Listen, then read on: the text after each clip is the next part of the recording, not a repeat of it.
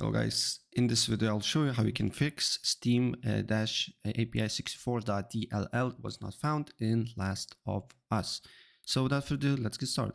First of all, open a browser and then you just need to write Steam-API64.dll download and go to dll-files.com and you need to download this file. Super fast and easy.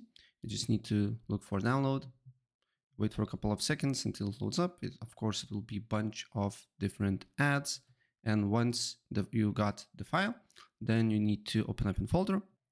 Then you just need to extract it, extract all, select desktop. And now you will have Steam API file. And then you need to look for the Last of Us game. Currently, I don't have that particular game, but for you need to go to Steam or go to on search and find the game.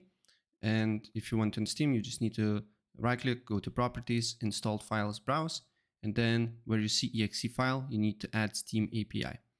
If you want to do on search, let's say do Steam, right? Go Steam, right click, open file location, but you need to do with The Last of Us, okay? Again, open file location. And once you find the exe file, among these files, you need to add a Steam 64 API. And that's pretty much it. Restart your game and your problem should be fixed. So that's pretty much it. If I help you out, please press like.